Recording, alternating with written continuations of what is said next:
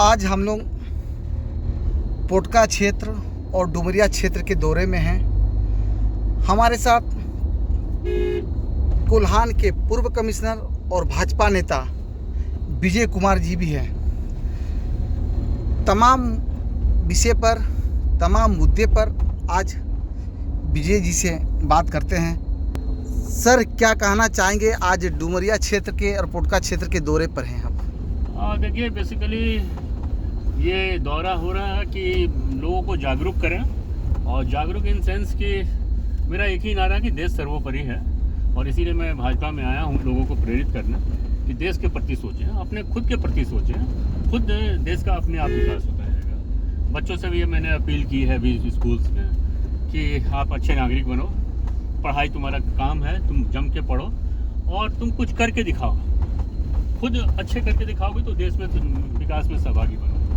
और कुछ पौधारोपण भी मैंने किया है स्कूल में और मंदिर परिसर में, जहाँ महादेव का मैंने आशीर्वाद प्राप्त किया हरना मंदिर में, कि इस क्षेत्र का विकास हो और देश हमारा सर्वोच्च उस पोजीशन पर पहुंच पाया जहाँ कभी हम लोग राम राज्य में ये तो हमारे पूर्वजों ने देखा है, और इस देश को वहाँ पहुँचना ही पड़ेगा। अभी हमारे भाजपा की सरकार सेंटर में है, और वहाँ आप देख रहे हैं कि नरेंद्र मोदी ये कितने कर्मठ हैं और कितना दूरदृष्टि रखते हैं। कल का ही एक छोटा सा प्रोग्राम और उसको वो रूप दिए सरदार वल्लभ भाई पटेल की जयंती पर, जो उनको ड्यू रिस्पेक्ट मिलना चाहिए था, ये सरकार में ही संभव था, जबकि वो कांग्रेसी हुआ करते थे।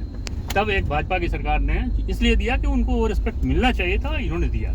उसी तरह सुभाष चंद्र बोस जी का, जो जन नायक हैं, बच्चे बच्चे के दिल में बसते हैं, सभी के बच्चे सभी के दिल में बसते हैं, उनको जो प्रतिष्ठा नहीं मिली थी इस सरकार ने दिलाया। तिरंगे का मान कितना बढ़ा है आप देख रहे हैं। तिरंगा लेकर पाकिस्तानी भी निकलते हैं, जहाँ पर वार होता है तो वहाँ से निकल जाते हैं। तिरंगा जहाँ भी हाथ में है कोई अटैक नहीं करता है, डरते हैं सारे लोग कि तिरंगा का अपमान हो जाएगा और फिर वो भारत छोड़ेगा नहीं। तो ये जो भावना, जो इजराइल का भावना है, इजराइल के लोगों की भावना है, जिस तरह वो लोग मजबूत हैं, वो भावना अब ये सरकार हम लोग को प्रदान कर रही है। और हम लोग खुशकिस्मत हैं कि इस सरकार में हम लोग सुख शांति से, और अब देख रहे हैं एक भी बम विस्फोट नहीं हो रहा पूरे इंडिया में।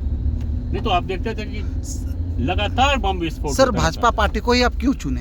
देखिए, भाजपा की नीतियाँ जो हैं वो राष्ट्रवाद की नीति है। सबसे प्रथम भाजपा में अच्छे लोग हैं।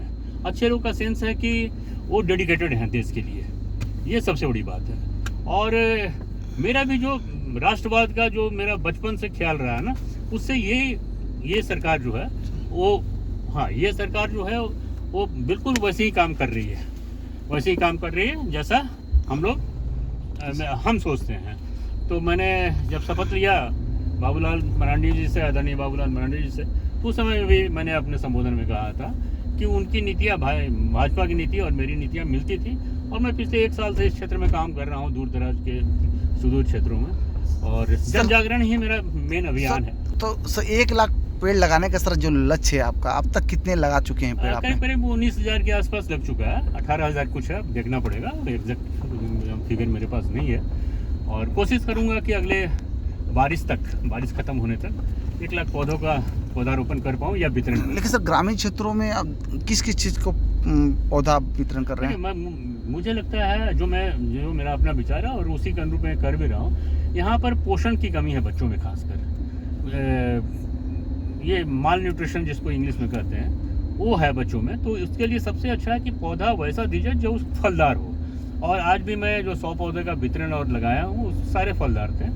और मेरा 1 लाख फलदार वृक्ष लगाने का लक्ष्य है। अब कितना सफल हो पाऊँगा मैं अभी से नहीं कह सकता, कोशिश मेरी पूरी रहेगी कि अगले आने वाला ये आपको जो बारिश है, मानसून है, तो उस मानसून के ख़त्म होते स्कूलों में भी सर बच्चों को काफ़ी मोटिवेट कर रहे हैं। हाँ, ये तो मेरा पैशन रहा है, आज से नहीं। जब मैं कमिश्नर और डीसी हुआ करता था उस समय से भी, और उसके पूर्व से भी, जब नीचे के पदों पर था। तो ये है कि बच्चों को आप, आज भी मैंने देखा कि बच्चों को शिक्षक उतना मोटिवेट नहीं करते हैं जितना उनको करना चाहिए। तो मैंने आज शिक्षकों से भी अनुरोध किया, आप उनमें जज्बा पैदा कीजिए अच्छे नागरिक बनने का, अच्छे स्टूडेंट्स बनने का। क्या ध्येय है तुम्हारा और उस ध्येय के लिए तुमको क्या क्या करना चाहिए। अब बच्ची एक, जैसा आपने देखा, आज एक बच्ची मेडिकल करना चाहती है और 10th का क्लास है, उसमें उसको नहीं पता है कि कैसे हम क्वालिफाई। सर अभी आप डुमरिया क्षेत्र का दौरा कर रहे हैं, पोटका क्षेत्र का दौरा कर रहे हैं, कई कई क्षेत्रों में भी दौरा किए हैं, तो अभी जो डुमरिया क्षेत्र में जो दौरा किए हैं आप, तो उसमें क्या देखे अभी तक, जो यहाँ के जो ग्रामीण क्षेत्रों में भी क्या देख रहे हैं? देखिए बहुत रोड रास्ता की क्या स्थिति है या समस्या? नहीं, सड़क की स्थिति कहीं कहीं अच्छी है, पहले से तो बहुत अच्छी हुई है, इसमें कोई शक नहीं, लेकिन अभी भी कहीं कहीं काफ़ी ख़राब है, उसको दुरुस्त करने की आवश्यकता है। ये क्षेत्र में सबसे ज़्यादा कुरीतियाँ भरी हुई है, शराब पीना, और शराब पी के इतना पीना कि आप काम करने की स्थिति में न रहना, ये दुखद बात है। और ओझा गुनी से बहुत लोग मर जाते हैं। ओझा गुनी खुद अपने बच्चों को नहीं बचा पाते, दूसरे को क्या बचाएंगे? इसलिए मेडिकल की सुविधाएं अब सरकार ने, अभी मैं नहीं कहूँगा कि अच्छा है, लेकिन प्रोवाइड कराया है, तो उसका समुचित लाभ लेना चाहिए। और गांव के जो प्रतिनिधिगण हैं, जनप्रतिनिधिगण हैं, उनको भी ध्यान रखना चाहिए कि जो स्वास्थ्यकर्मी हैं वो सही समय पर आएँ, तो टीका बच्चों को लगता है उसको करें इत्यादि, इस पर ध्यान देना चाहिए। सर देश की राजनीतिक माहौल पर क्या कहना चाहेंगे? देश देखिए, अभी हमारा देश पूर्णतया सुरक्षित है नरेंद्र मोदी जी के नेतृत्व वाली सरकार में। और कोई भी जो व्यक्ति सेंसेबल है, देश के थोड़ा भी प्यार है, और पार्टी लाइन पर जाकर मैं नहीं कहना चाहूँगा, ऐसे एज ए न्यूट्रल होकर कहना चाहूँगा, उसको इस सरकार को सपोर्ट करना चाहिए। भाजपा को करें या ना करें, लेकिन इस नरेंद्र मोदी जी को ज़रूर सपोर्ट करें, ताकि ये देश फिर से सुरक्षित हाथों में जाए, कम से कम आने वाले 5 वर्षों के लिए। इसमें राज्य में किसकी सरकार बनेगी सर? आप देखिए, मेरी तो पूरी आशा है और मेरी आकांक्षा भी है कि भाजपा की सरकार बने, और मुझे धीरे धीरे विश्वास भी होने लगा है कि भाजपा की सरकार बनेगी, क्योंकि अब अभी के परिस्थिति में आजसू के साथ गठबंधन हो गया है, और आजसू का काफ़ी क्षेत्रों में बहुत ज़बरदस्त प्रभाव है। तो उस प्रभाव और भाजपा के वोट मिलाकर निश्चित रूप से मुझे लगता है कि ये सरकार भाजपा की होगी, और आने वाले 5 साल यदि भाजपा की सरकार चलती है लगातार, तो वो निरंतर चलेगी, जैसे मेरी। लेकिन जेबीएम भी तो काफ़ी काम कर रही है राज्यों में। काम कर रही है, लेकिन अभी कितना भ्रष्टाचार है। पहली बार लॉ एंड ऑर्डर खराब हो गया, आप देख रहे हैं धनबाद के सारे लोग स्ट्राइक पर चल गए, व्यवसायी, हाँ, इतना दोहन हो रहा है वहाँ, तो ये सब निगेटिव है ना, ये सब निगेटिव जा रहा है। और कम से कम हमारे जब ये भाजपा की सरकार हुआ करती थी, रघुवर जी की सरकार या मुंडा जी की या बाबूलाल जी की सर्वप्रथम हुआ करती थी, तो कम से कम अमन चैन था, विकास हो रहा था। विकास में तो कोई शक नहीं कि विकास हो रहा था, काफ़ी जन कल्याण के कार्य काफ़ी हो रहे थे इस सरकार की तुलना में। और सुख शांति, देखिए पहला तो सबसे प्रायोरिटी है कि लोग घर में सुरक्षित रहें, बाहर में सुरक्षित रहें, जो उस समय होते थे, और इस सरकार में ये इस बात की कमी है।